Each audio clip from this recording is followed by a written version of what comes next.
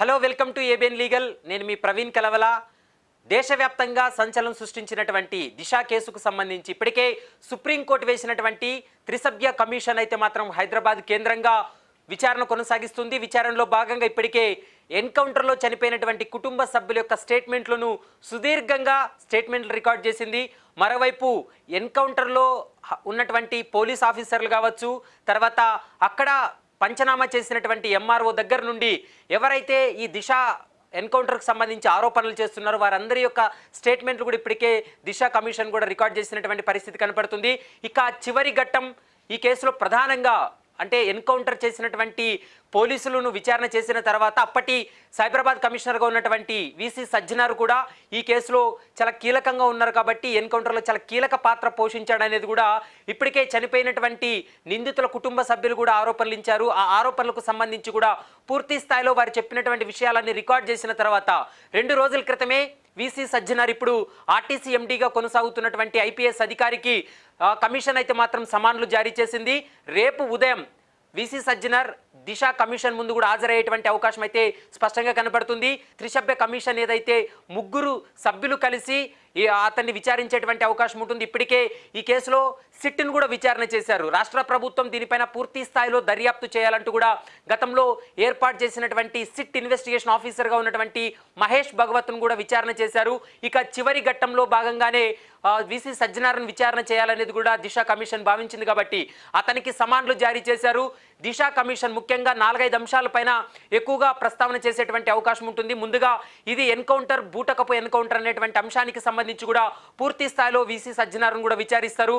మరోవైపు పోలీసులు వారిని పట్టుకున్న తర్వాత ఉద్దేశపూర్వకంగా తీసుకెళ్లి ఎక్కడైతే బాధితురాలను హత్య కాబడిందో అదే ప్రదేశానికి 200 మీటర్ల దూరంలోనే ఎన్కౌంటర్ చేసినటువంటి సందర్భం కనబడుతుంది. కాబట్టి ఆ ఎన్కౌంటర్కు సంబంధించి ఏం జరిగిందనేటువంటి అంశాలన్నిటిపైన కూడా పూర్తి స్థాయిలో విసి సజ్జనార్ను కూడా విచారించేటువంటి అవకాశాలు అయితే స్పష్టంగా కనబడుతున్నాయి. ఇక బాధిత కుటుంబ సభ్యులు అంటే ఇప్పటికే చనిపోయినటువంటి బాధితురాలు వారి కుటుంబ సభ్యులు కూడా స్టేట్మెంట్లు ఇవ్వడం జరిగింది. వారి అభిప్రాయాలు కావచ్చు, వారు ఈ ఎన్కౌంటర్ పై కావచ్చు, తర్వాత జరిగినటువంటి సంఘటనకు సంబంధించి కూడా సుదీర్ఘంగా దాదాపు 8 నుంచి 9 గంటల పాటు కమిషన్ ముందు వాళ్ళ యొక్క అభిప్రాయాన్ని కూడా వ్యక్తం చేశారు.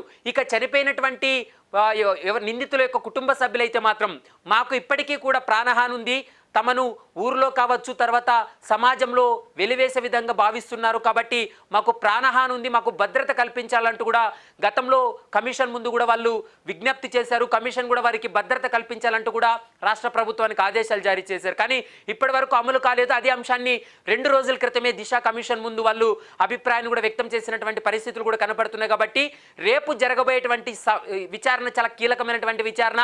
ఈ కేసులో చివరి అంకంకు చేరుకుంది కాబట్టి చివరిగా అప్పటి సైబరాబాద్ కమిషనర్గా ఉన్నటువంటి విసి సజ్జనారే ఎన్కౌంటర్ చేశాడనేటువంటి ఆరోపణలకు సంబంధించి ఏం చెప్పబోతున్నారు, విసి సజ్జనార్ను ఏ విధంగా విచారణ చేయనున్నారు, ఫేక్ ఎన్కౌంటర్ అనేటువంటి అంశాలకు సంబంధించి విసి సజ్జనార్ నుండి ఎలాంటి సమాచారం తీసుకోనున్నారు, ఎన్కౌంటర్లో పాల్గొన్నటువంటి పోలీసులందరినీ కూడా ఇప్పటికే విచారణ చేసి వాళ్ళ స్టేట్మెంట్లు రికార్డ్ చేశారు.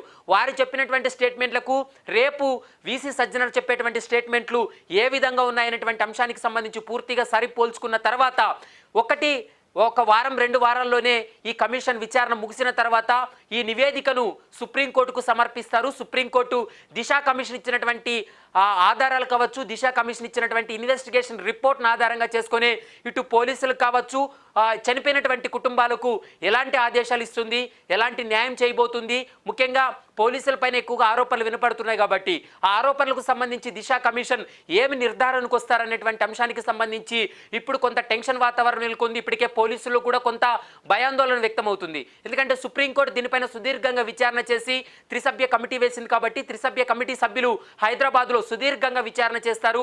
విచారణ చేసిన తర్వాత ఆ రిపోర్ట్ను సుప్రీంకోర్టుకి ఇచ్చిన తర్వాత ఏం నిర్ణయం తీసుకోవాలనేది అంతిమ నిర్ణయం సుప్రీంకోర్టు పైన ఆధారపడి ఉంటుంది. కాబట్టి ఎలాంటి నిర్ణయం తీసుకోబోతుంది అనేది మాత్రం కొంత అయితే మాత్రం టెన్షన్ నెలకొంది. రేపు జరిగేటువంటి విచారణలో విసి సజ్జనార్ స్వయంగా హైకోర్టులో ఏర్పాటు చేసినటువంటి దిశ కమిషన్ ముందు విచారణకు హాజరయ్యి తను ఎన్కౌంటర్కి సంబంధించినటువంటి అంశాలన్నిటిపైన కూడా పూర్తి స్థాయిలో తను చెప్పేటువంటి అవకాశాలు ఉన్నాయి. ఇక విసి సజ్జనార్ విచారణ ముగిసిన తర్వాత చివరగా ఈ కేసులో సిట్ ఇన్వెస్టిగేషన్ ఆఫీసర్గా ఉన్నటువంటి మహేష్ భగవత్, రాచకొండ సిపిగా ఉన్నారు అతను. మహేష్ భగవత్ కూడా చివరగా అతని యొక్క అభిప్రాయాన్ని, ఇన్వెస్టిగేషన్ రిపోర్ట్ను కమిషన్కి అందించిన తర్వాత మొత్తం రిపోర్ట్ అంతా కలిపి సుప్రీంకోర్టుకు సబ్మిట్ చేసిన తర్వాత సుప్రీంకోర్టు ఎలాంటి నిర్ణయం తీసుకోబోతుందనేది మాత్రం మనం భవిష్యత్తులో చూడాల్సినటువంటి అవసరం ఉంటుంది.